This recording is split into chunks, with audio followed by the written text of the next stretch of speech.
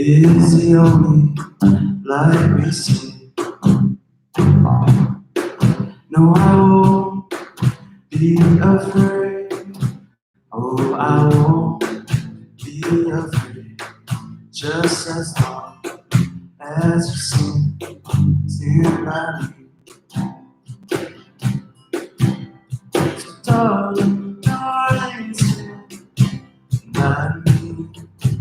Oh, stand by me. Oh, stand by me. In the sky that we look on, tumble and fall, and rolling mountain should tumble to the sea. I won't cry, I won't cry, no, I won't.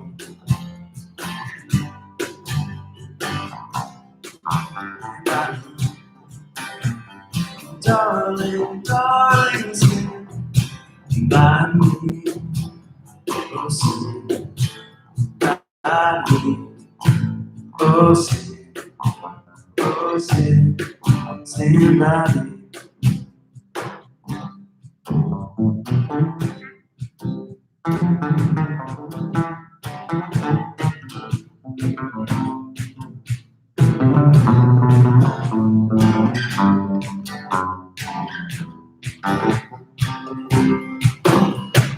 Darling, darling, stand by me. Oh, stand by me. Oh, stand by me. Darling, darling, stand by me. Oh, stand by me. Oh, stand by me.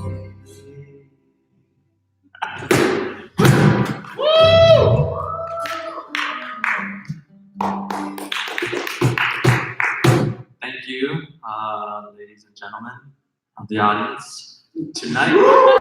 Welcome to our AO. I am your host, Seha, and this is my band, Frank and Father Luke. We are the new hymnal rejects.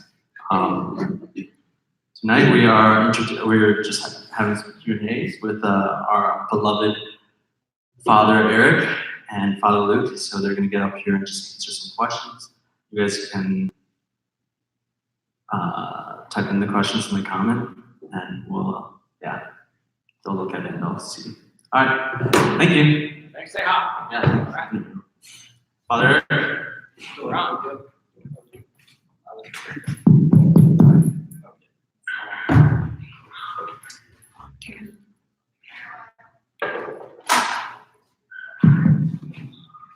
All right, Father Eric, here we go. All right. Round 2. Some of you might be wondering what the lamps are doing up here on stage. And last year, on March 28th, we had the Hussey brothers here. And they put a lamp on stage. And they put a rug on stage. And that was pretty cool. So You get the lamp. So we got one over there for you too, Father. Got what? We got a Yeah, I got my own lamp. We got a lamp there too. Here's a little cooler though. It's a really cool lamp. Where'd you get this lamp? That was at St. Paul's, I think, for the last 6 years. It's like, I think actually even longer, it might have been there with the first building. What's going on back there? We got Seha in the background. It's good. In the Capitol. So tonight at Alpha Omega is the first YouTube live edition of Alpha Omega. We had a lot of YouTube events happening this week, Father. Live stream masses. Masses, little meditation in the morning. Make sure to tune into the meditation. Actually, my favorite thing to do, and today was a bummer because only one person signed in, but at 2:50 in the afternoon, live candlelighting by Father Eric, so or maybe Father Luke, or maybe I don't know. 250. 250. You're there, and you Venmo me $2.22, and I light a candle for you and say a Hail Mary live. That's awesome. And I think I would do it myself if I was doing it. 2:50 p.m. It's the quarantine candle lighting because you can't get here. The doors are locked, unfortunately, but Father Eric will light the candle for you. And then we're doing Chapel of Divine Mercy. 3 o'clock. 3 o'clock. So should we get going here? Let's get going with some questions. Now, everybody, first question. They're both for you. Well, what is your favorite restaurant in Madison? Okay, favorite restaurant in Madison. Let's see. I don't go out to a lot of restaurants, so I should have a favorite. I drag Father Luke to my favorite restaurant, which is Nick's, which has become his favorite restaurant. That's the only one he goes to, because the only time he goes out to a restaurant, I'm very in there. That's right, Nick's on State Street, and we know restaurants are hurting these days. I feel very, very sad for the restaurants on State Street. Yes. We ordered muas the other day, and they delivered faster than if you had been there at the counter yourself. They're so hard up to have people buy stuff from them. I know, we got to support the restaurants as we can, because you can still order food, still do some takeout. Nick's is not doing takeout, though. No. But, so this is totally your question here. What do you personally do in your free time since you can't ball anymore? yes, and I just learned that outdoor basketball is prohibited now with the new laws. I don't know if I can call them laws, but anyways, I was looking forward to having some outdoor basketball, but it's not going to happen. So what I've been doing in my free time actually is working on a mosaic, a little art project, arts and crafts. I was wondering who made that mess down there in the tour room. That's right. I was afraid. I did clean it up. I'm sorry about that. You know, when you work at a workspace, you really should clean it up. I didn't do that. But I'll have a picture on Facebook maybe in 2 days when I finish this. But I was able to get some extra mosaics from when they put the building up. Yeah, tiles, Mosaic tiles, little tiles. And I'm making an Alpha Omega wall hanging out of mosaics. So it's like, you know, I'll go down there 30 minutes and that feeling of, you know, kind of doing a project and completing it. That's my new pastime. My pastime is polishing my shoes every morning really well. Even more quarantine polish. Yes, quarantine polish. Okay, a little shinier than before. Although I am going to be working out with Stay Hot here, 6:15 every morning. Right. Pumping some major iron. Yeah, so a lot of people are exercising. You see people out running, you know, exercise, arts and crafts. If you have other hobbies you think we should do, please send them our way. We're open to new hobbies. So, Father Luke, are cassocks comfortable? Also, if you could choose, would you wear the pants or stick with the cassock most of the time? Oh, now cassocks are very comfortable and in the right environment. You know, I love to wear the cassock when I'm in the chapel, when I'm praying. I'm very comfortable. Same here. Yeah. So if I lived in a place where all I did was, you know, pray, I'd love to wear the cassock all the time. But when I'm walking around outside, no, I just want the pants. Ball and you don't want to wear a cassock. Can't be wearing it playing basketball. How about when you're making the mosaic? That'd be okay. That'd be all Yeah, right. maybe need an apron on the front. Keep the cassock kind of clean. So how are we doing out there? We got a few audience members here, some quarantine members. So we'll do one more of these, and if you got. Then we'll go to the audience. Zach, throwing out for us. Yeah. So this is a fun one. It's about the priesthood. Are priests allowed to dance? I'll tell you a story about that. And I went to a really good friend of mine's wedding. And we were friends for a long time. And there were a group of friends there at this wedding. And I hadn't seen them for a long time because they're all my German friends. When I lived in Germany, I made a bunch of German friends. And so I went to the German wedding in Germany, and now I was ordained a priest. And so I'm sitting there, and they hadn't seen me for like 6 years because I've been in the seminary, and I come back as a priest all of a sudden. But they're all my old friends, you know, and so they get over the priest thing right away. And then I just told Eric, and this girl that I knew, young woman, she said, "Come on, let's go dance." I said, "You know, I don't want to dance." "No, please, if it's a wedding, you should dance." I thought, well, okay. I'm in a foreign country. These are all my old friends, you know, what the heck. Okay, so you danced. So I went out there and I danced, and after about 90 seconds, she looked at me and goes, "We're not going to do this anymore." Yeah. She could just tell I was so uncomfortable. Right. Just like.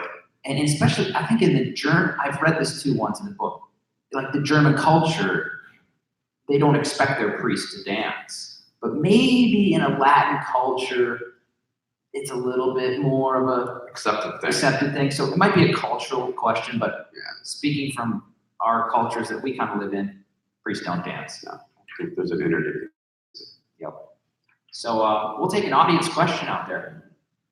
Oh, yeah. So the audience question is, who would win in a fight, Seha or Father Eric? Who would win in a fight, Seha or Father Eric? Here we go. You know what? I think I would win, but at the end of it, I would die. That sounds legendary. I would put all of my old man strength into a 5-minute just total frontal attack, and then he would give up, and then I would pass out dead. Okay. Would you break? What would be the bone that you break? It's Adam's apple. No, but if you broke a bone, I broke a bone. This one right here. yeah, that's the bone you break when you punch. Yeah. The last time I fought a missionary. Last time I fought a missionary, it did not end good for me. It was an intern. They're different. When Father Eric was my priest, he had a broken leg for about a semester or so. He was in a cast. Yeah, for wrestling with an intern. But he still came to Mass, still celebrated Mass. So. Now, Father Eric, we got a lot of students at home, and some of them have made resolutions to go to Eucharistic adoration 3 times a week. Beautiful. Something like that, right? Beautiful, yeah. Guess what? They can't do that now. They're at home. What can they do? What can they do? Go to the church. March around it, blowing ram horns, and the doors will open. They'll be able to make a funnel assault into the church. Okay, get your ram smart. You gotta find Amazon maybe. Yeah, that's a great question. I would say that if I was at home and I could go to a church, what I would do, to tell you the truth, and this might sound like a lot, but if you did this, you'd have a great effect in your life. And that is, I would say 15 decades of the rosary. I'd go for a walk in the morning, say 5 decades of the rosary, maybe say 5 decades at home in front of the statue of Our Lady, and then go for another walk. And if you just go and visit a church and kneel down in front of the steps, I used to do this when I was a young man before I was a priest. So I'd go visit churches and they'd be locked. Churches would be locked. And I just kneel down on the steps in front of the church. I'd say a spiritual communion to the Blessed Sacrament in the church and come home. And I want you to know that you get a lot of grace by your desire to receive graces. So God is not bound by his sacraments. He can give grace outside of his sacraments. Yeah, certainly, and a lot of us are at this moment experiencing for the first time not being able to go to Mass, not being able to go even to confession. But it's something that in other eras of history was pretty common. You look at the early Catholics in the United States of America, they didn't have a lot of priests. The priests would come by once a month on horseback, right? Something like that. And so there's a lot of stories like that. But the faith was strong, though. The faith was strong. It was passed on, right? Even without a really strong sacramental life. So that's where we're at now. All right, so we have top 3 books. A lot of people are getting into books these days. What kind of books? And maybe quarantine special books. This is a book you should all be reading right now, The Betrothed by Manzoni. The Betrothed by Manzoni. Yeah. Yes, exactly. It's a classic, and it's Italian, and it's a very Catholic theme. It's about two lovers. There's also a plague in There's it. a plague right in the middle of it that has a big impact on the movement of the characters, and so it takes place in a little village outside of Milan. They go to Milan. So that'd be the first book I'd be reading right now if you're looking for a good fiction book. It's an awesome book. Good recommendation. Pope Francis said engaged couples should read that book during their marriage preparation. I won't give it away, but a couple wanted to get married, and because of some tyrant, they were not capable of it. And so they spend most of the novel trying to get married, being separated by 6 feet or more at most times during the novel. Love can exist even at 6 feet, miles, 100 miles. Great distances. Great distances, yes. It reminds me of something that I think it's the theologian von Balthasar said about Jesus, who even went to descent into hell. Because God is love, he could go to that distance, right, of experiencing pain and evil, right, which some of us are experiencing in different ways now. And so we have Lent. We have a real Lent. I heard your book, Father. All right. You get number 2. I'll take number 3 unless you get 2. Okay, here's another book. No, I had one. What was it? Well, I would just say I'm reading it, but any saint's biography, right? Just find a good saint biography, and I'm finding that Blessed Pier Giorgio Frassati has been a really powerful intercessor for me lately. I've been reading his biography, so I'll recommend that. Any biography of Blessed Pier Giorgio. I don't know which is the best one, but this is a young man who grew up in a rich home, well-to-do home in northern Italy, but without shunning his, rich upbringing, he was able to reach many poor people and suffering people. And he is such a man of love that he did not, push away his family. He was able to love those who are poor. And he also lived through the 1918 Spanish influenza that was going around. We got an Italian plague thing going here with the books. I know, a lot of Italian happened. So that's my number 2, Blessed Pier Giorgio Frassati. All right, Father, you get number 3. Number 3, I highly recommend this book. Everyone should read The Gulag Archipelago by Solzhenitsyn. And it's an easy book. It's not an easy book to read because it's a great thing about it is it's just little vignettes. So you can pick it up, read a little vignette, put it down. It's not doesn't have one narrative going through the whole book, but it teaches you what it's like to live in a culture that has been dominated by tyranny, and it shows the ability of good people with great hearts in difficult situations to do good for other people.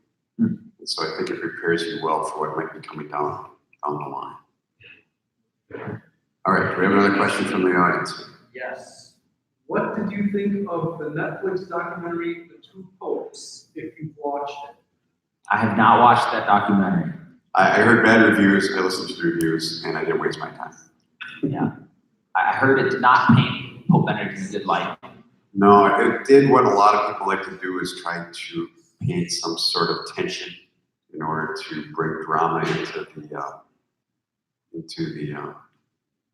movie. So I guess we didn't see it, so we can't really comment that well. I think we might have had a question. What are the books again? Yeah, can you just Okay. repeat how you spell the last The Gulag Archipelago. Archipelago is a chain of islands. So Gulag is G-U-L-A-G. Archipelago, A-R-C-H, Gulag.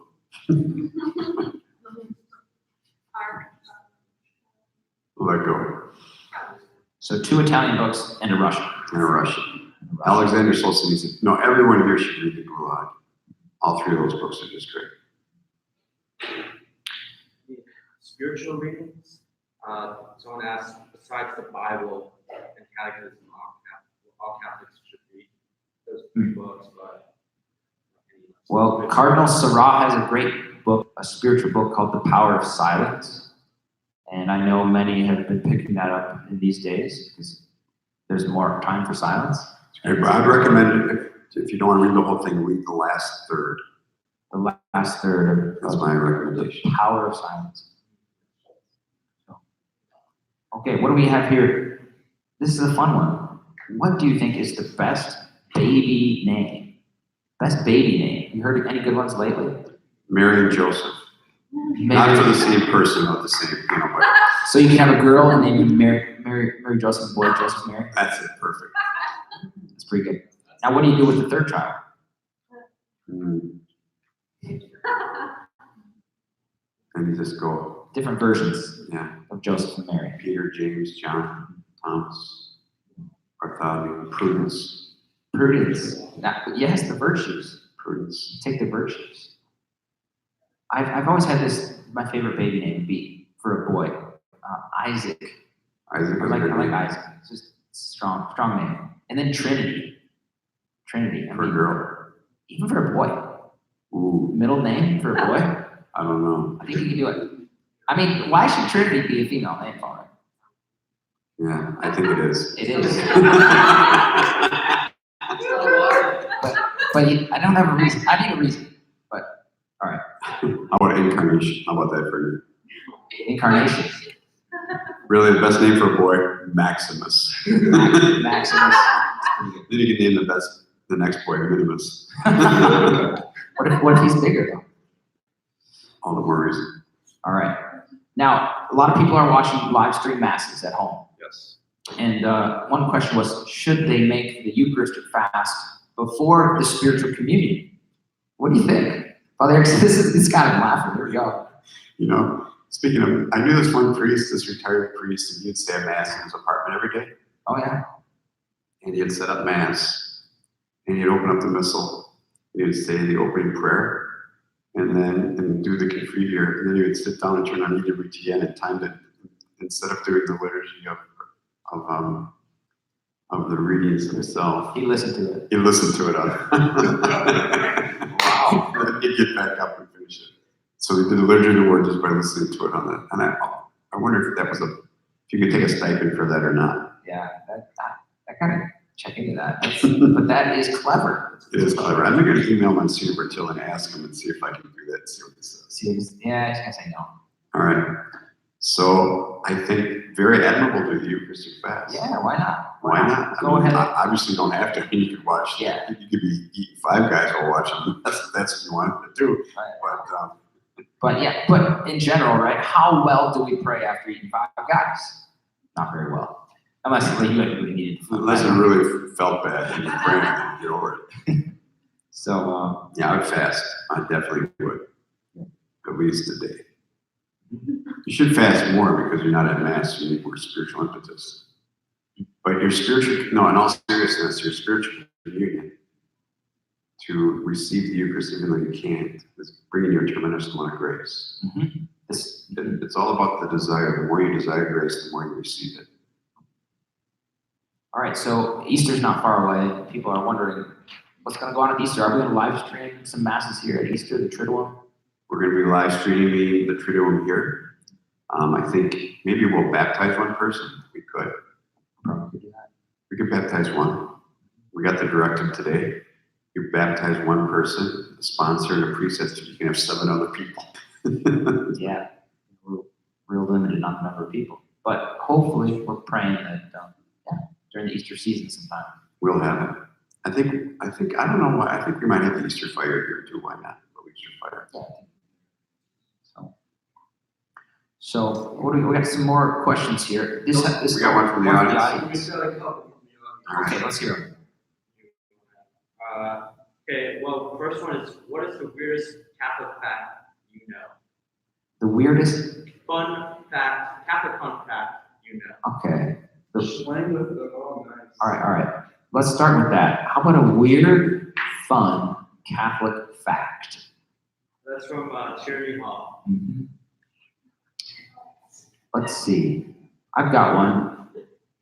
To run around the Vatican City is a 5K. It's 5Ks all the way around. So we're going to do a race around Vatican City. It's pretty much 3.1 miles, 5K. That's my little factoid. Fun fact was that Arius came into Rome. No, the Council of Nicaea, fully convinced that I think it was the Council of Nicaea. Arius came in. Now you got to realize that Arius that's where we get the Arian heresy.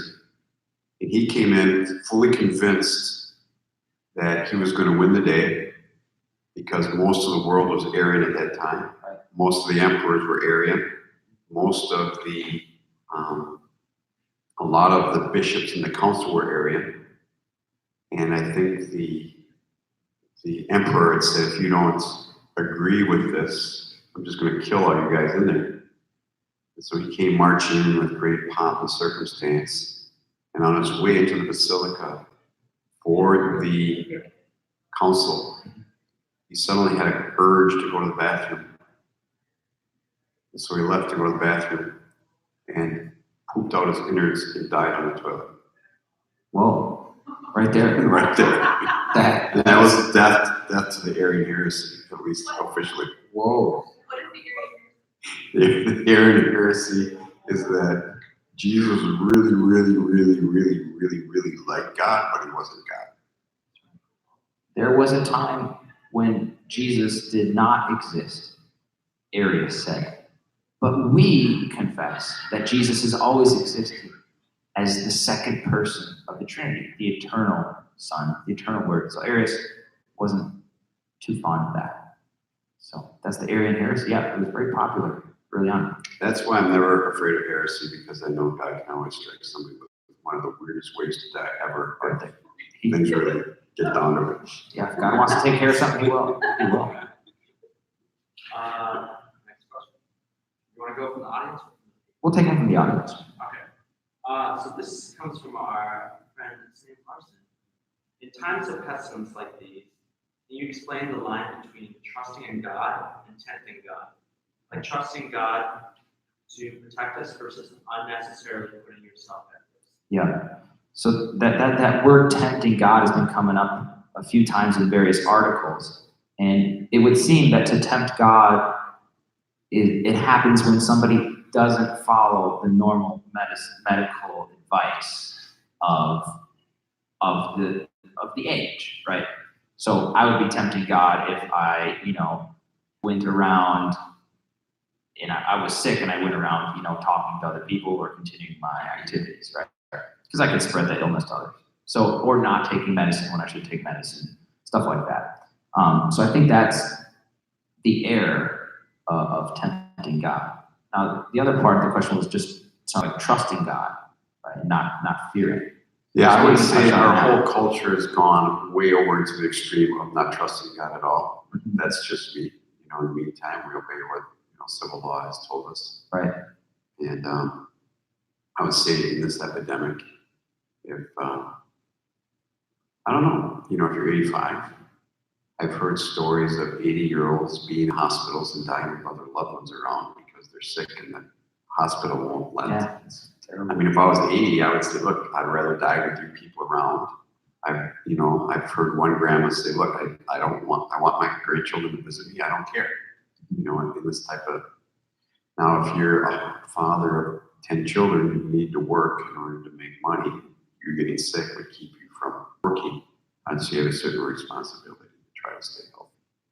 So that would be my 2 cents.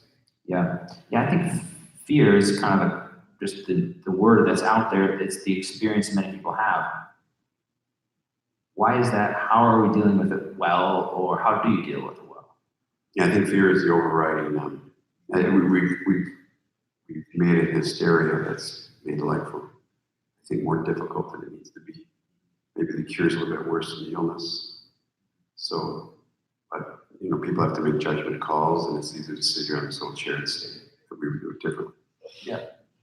So we're doing our best to be obedient and follow God, right?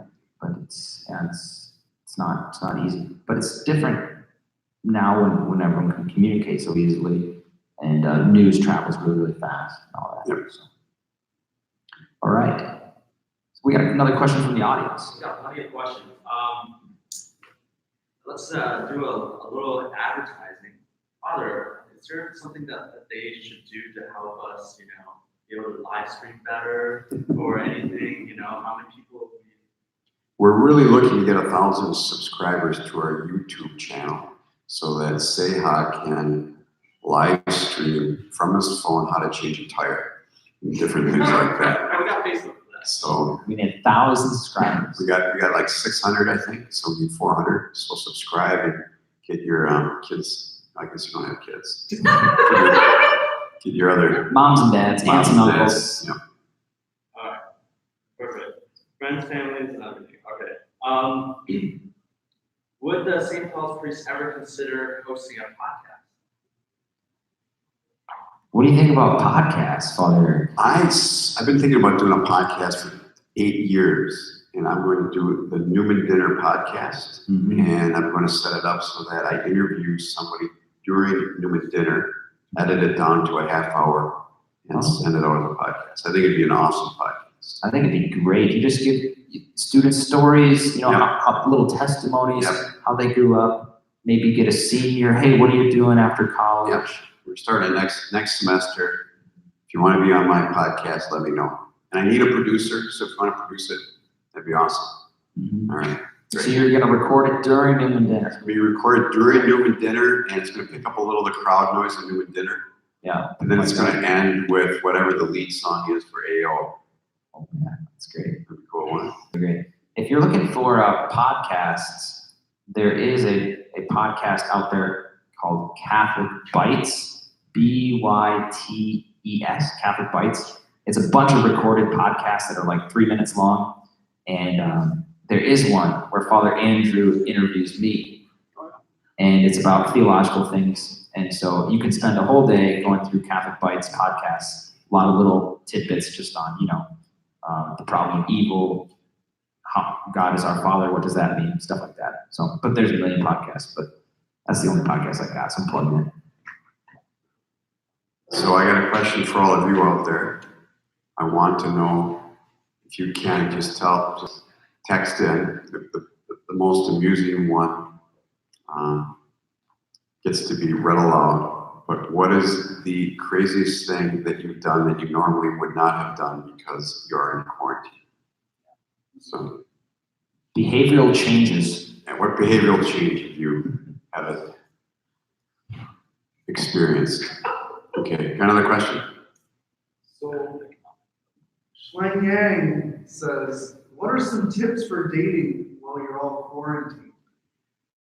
Dating tips for quarantine. Now, I've been thinking a lot about this, interestingly enough. How about you, Father? I'll let you go first. See, Father Eric, well, we talked about this maybe a week ago, but, the quarantine happens, things are happening out there. I said there's going to be a vocation boom, and maybe a baby boom, but maybe that vocation boom can be both for religious vocations and for marriages. Who knows? I'm seeing it more along the lines of religious vocations, because I think people have had to face some fears or face death, and the big questions come up. And anyways, I'm praying for a lot of, well, we'll see what happens. I'm praying for vocations all the time, and I just think that this might have kind of thrown people into thinking about, giving their heart completely to God in service of God. And so that's kind of where I was headed. But what do you think? Dating? Maybe you got to go online? I don't know. What do you do? I think this would be a lot of fun, personally. If you could watch the same movie or watch the same podcast and then text back and forth what your comments are about it, what you're thinking about it, what you think is fun or interesting. So that'd be an interesting way to really get to know another person.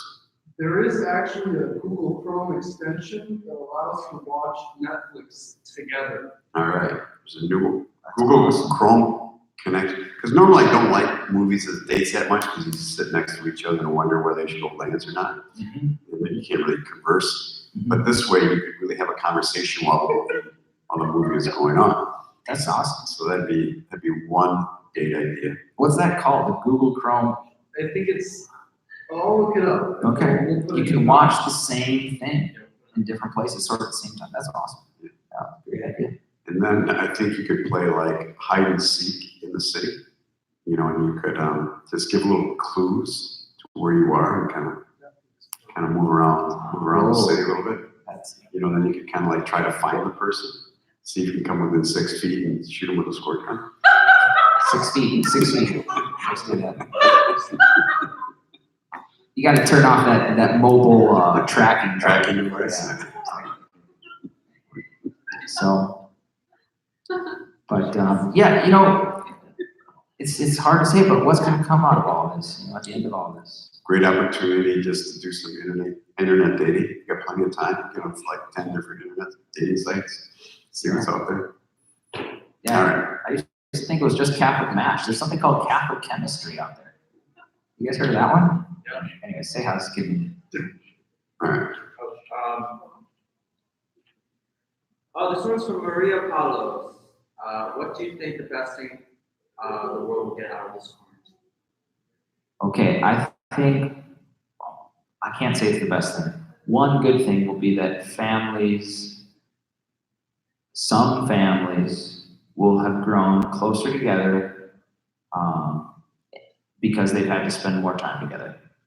Yeah, I don't know. I was just talking to a father of 4 actually about 3 hours ago. And it was interesting. I was in the confessional. He was driving. Perfect time to FaceTime. And anyway, he said that it's really great because his teenage kids sit at the dinner table because nobody's got anything to do. So they actually sit around the dinner table and talk. So that's very positive. And I love sports, but the idol of sports has come down. You know what I've stopped doing too? Stop reading the news every day. Just stop reading the news. Just stop. It's not doing anybody any good. So maybe an hour once a week or Once something. a week, every third day. Every third day. Yeah. Next question from Jordan. Father Luke, that is a sick haircut. Where can I get a cut like that in these times? Thank you for the compliment on the haircut.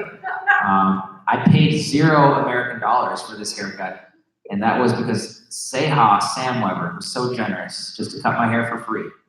So, to you guys out there, if you want a haircut like this, you go to Seha, he can get it for you after the quarantine.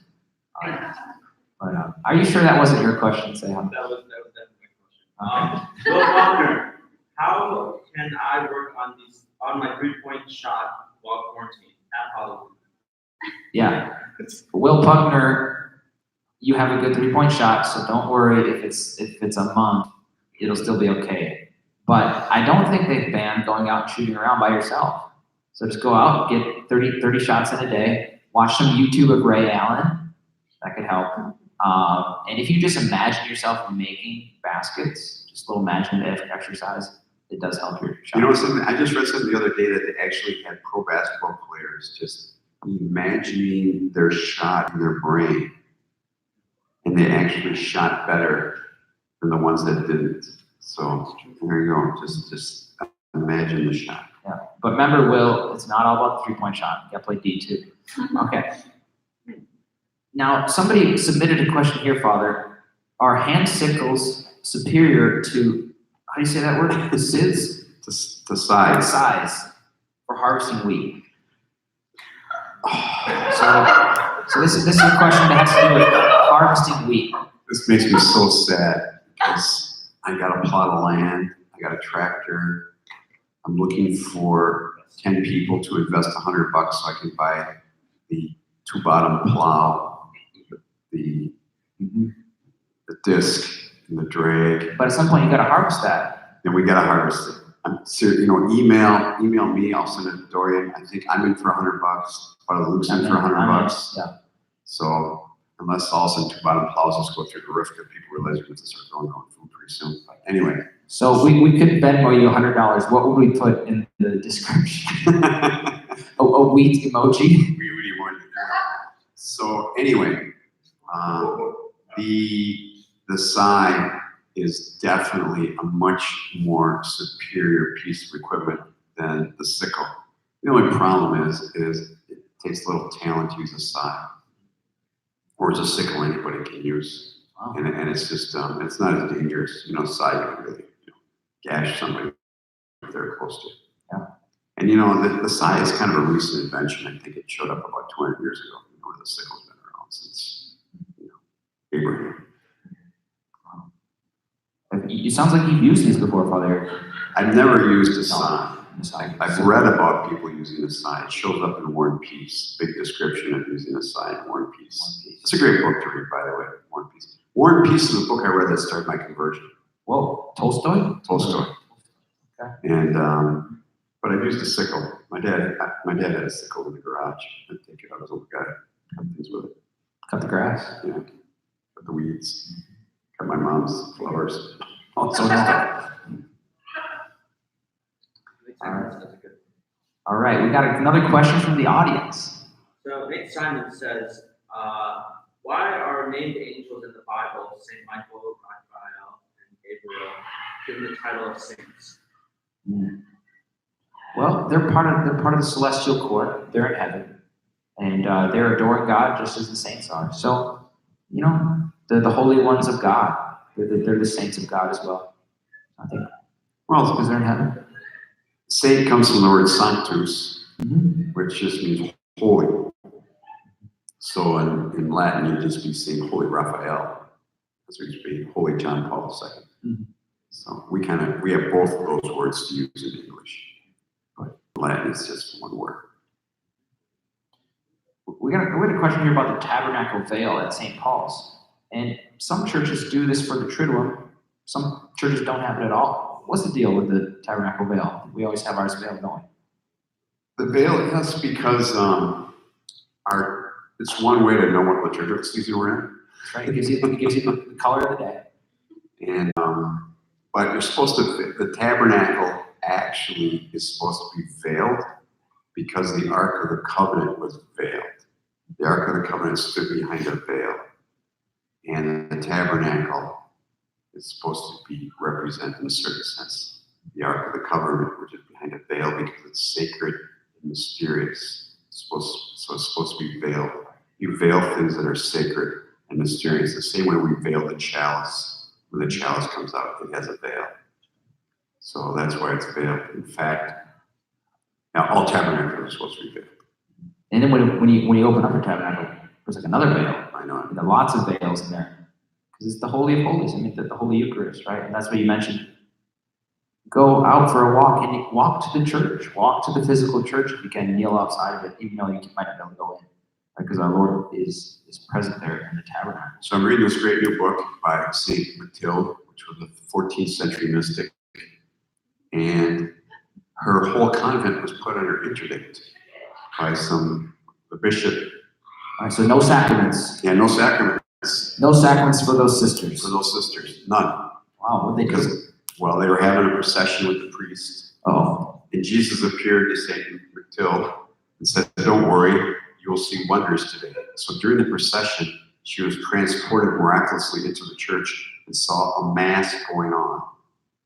And the mass was Saint John the Baptist doing the first reading, Saint John the Evangelist doing the gospel, Saint Luke serving, and Jesus himself, the priest. And during the consecration, when he held up the host, he held up the host inside of a pyx that was veiled as a symbol to Saint Matilda that all the angels that were there, it was full of angels, that even they do not understand the mystery of the Eucharist. So there's a certain mystery that we need to try to protect. There you go. But this interdict. Yes. Yeah. Yeah, when you go under interdict, it's the Pope. Okay. The Pope says you cannot celebrate the sacraments.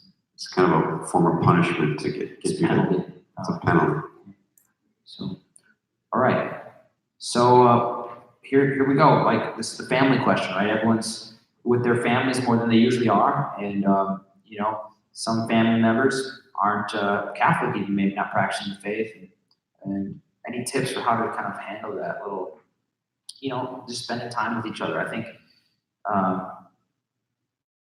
You know, it's easy to get angry, easy to get annoyed, because we're all living in kind of close quarters.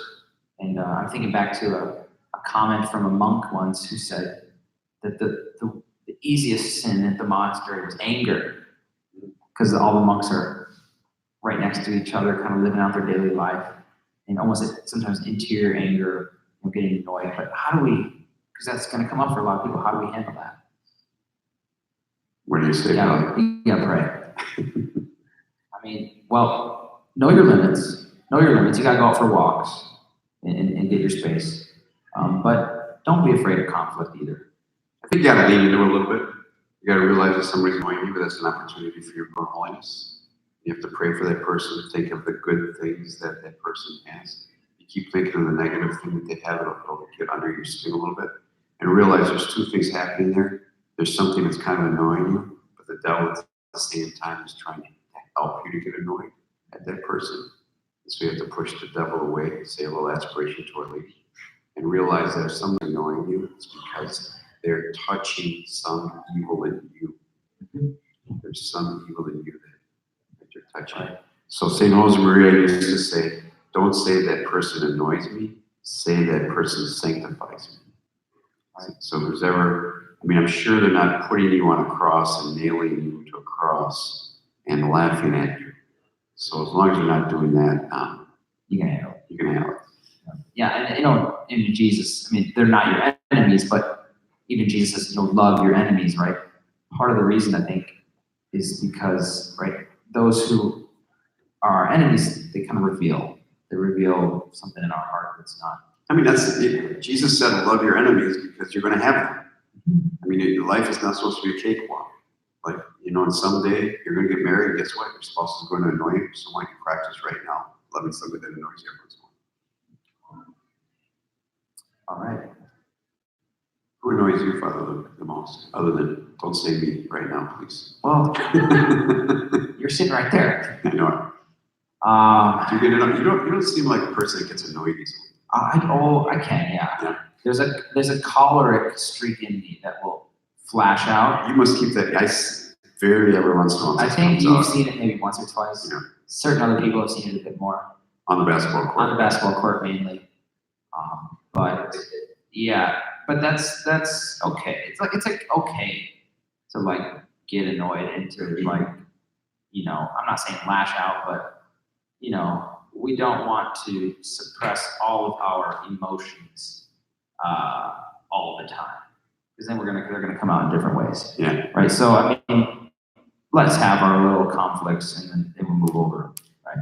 So Germans are very hard with conflicts. Not so the Italians. Italians are amazing at conflicts. They're so good. Italians do not have a word for passive aggressiveness. They don't need it. They don't need it. That's right. The greatest thing I ever saw in Italy was a couple sitting at a stop sign. There was a mother and a daughter, and the mother is driving, and the daughter is looking at a map. She's just screaming at her daughter, just screaming so loud that it caught my attention. Mm-hmm. Screaming at her daughter. Then she reaches over, grabs the map out of her, and hits her with it 3 times, and throws it back in her lap. And then they take off. They don't have any problems hiding. That was very upfront, very direct. That's good. That's good. That was actually didn't hurt too bad. I saw one question. Why do we only have 4 candles on the front altar? And so, Yeah, what about that? 4 candles. So I think that I didn't want to put 6 candles up there because six candles works great when you have a big altar. I guess our altar is not small, and when it's ad orientem. But sometimes I just think that 6 is just a little bit overdone. And I like the simplicity of the 4, and then it gives us a reason. You put out 6 for Easter. A little more special. A little more special. So sometimes I think we should only have 4 in the back and 2. I've been thinking that lately. What do you think about? Only 4 up in the back. Yeah. I mean, it matched the front altar. Yeah. We'll see about that. What do you guys think? You guys text in and tell me what you think. If we have Yeah. 4 in the front, should we have 4 in the back? Who knows? All right, say another question from the audience. Maybe we got one more. What societal changes from this event do you think might stay more after it's concluded? Societal changes. University education. It's going to end. Everyone's just going to do it online. Nobody's going to come back. No, No. I don't think so. I can't predict right now. Maybe Father Eric has one. To tell you the truth, I predict that this will pass. People go back to their normal way of living life. The biggest changes will be in the medical community and how we plan to handle the next pandemic. So that's just I think a lot of people that went to church for cultural reasons will no longer go to church. So I think we'll see a dip in attendance at Mass afterwards. But I think people who have faith and miss the sacraments will come back with a deeper faith, a deeper appreciation. That's my prediction. Yeah. And I think the more important question is what is God doing in each of our souls during this time, right? You hear all these stories about, scientists who were forced into exile or quarantine. They came up with wonderful things. In history, people have taken advantage of these times to do great things. And so that's kind of the bigger question is what's happening in our own heart and soul. We're cleaning out the basement of St. Paul, so that's a big change for us. That's a big change. That basement's getting clean. So, all right. Well, I think one more song. We got one more song. We're going to wrap up the question. We got the trio here. Father Luke, stay up here. Get on the boombox. All right. We got Mariah and Frank and Seah for one last song. A few of the quarantine members. Here we go. Thank you. I would definitely win that fight. Just to clarify. Yes, I do.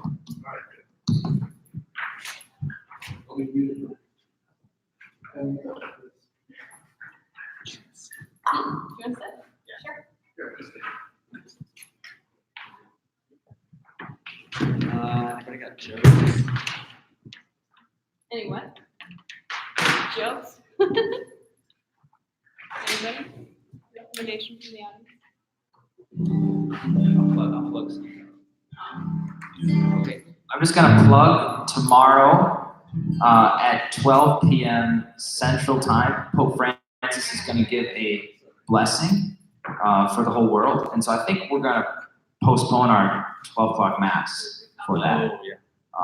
But tomorrow at 12 p.m. Central Time, tune in to the internet to find Pope Francis and his address and his blessing. So that's tomorrow noon.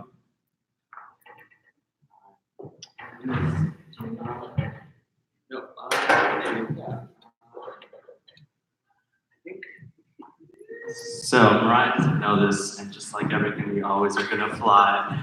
We're just gonna go. What don't I know? I think we're gonna have you lead this song, so we'll do in G. Okay. I did not know that. But I think Mariah just has one of the best vocals that I know. It's been a pleasure playing with her. And so hopefully we'll see more of this, but yeah. So,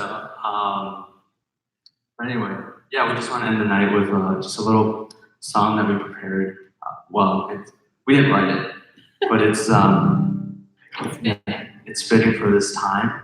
And I just invite you guys to pull it up if on your phone, on your computer, or anything. If you need the lyrics, or just join us and join us digitally. It's called "It Is Well." So.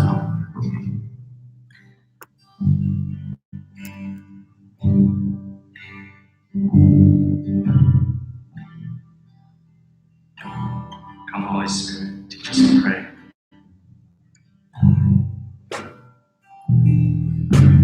And earth's quaked before, moved by the sound of his voice. It seas that are shaken and stirred can be calmed and broken from my regard. Through it all, my eyes are on you. Through it all, it is well. Through it all, my eyes are on you, and it is well with me.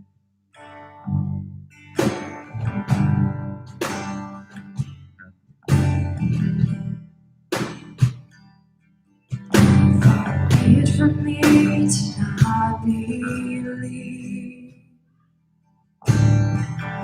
even when my eyes can't see. And this mountain that's in front of me be thrown into the midst of the sea. And through it all, my eyes are on you. Through it all, it is well. Through it all, my eyes are on you. It is well with me.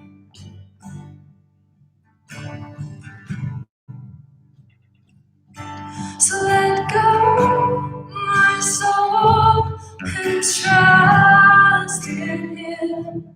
The waves and wind still know His name. Let go, my soul, and trust in Him. The waves and wind still know His name. So let go, my soul, and trust in Him. The waves and wind still know His name.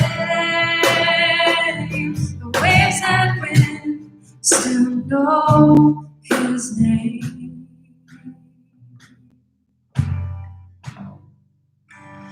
It is well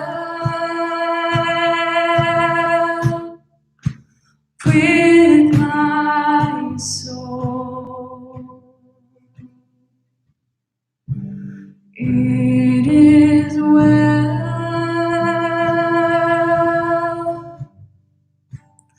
with my soul. It is well with my soul.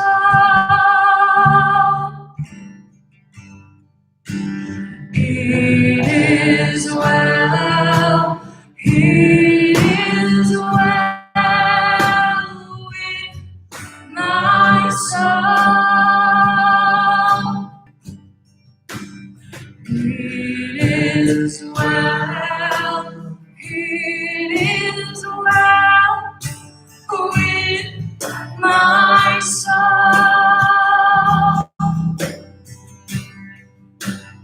It is well with my soul.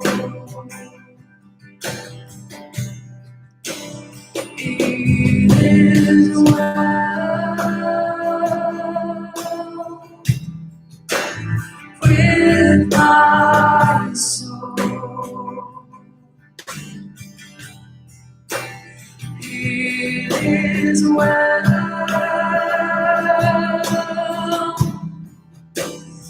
with my soul. It is well. It is well with my soul. It is well. It is well.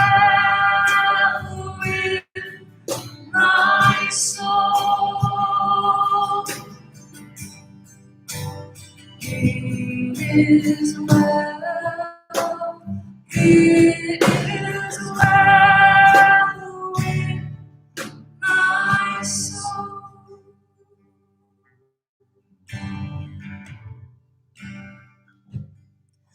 Through it all, my eyes are on you. And through it all, it is well. Through it all, my eyes are on you. It is well with me.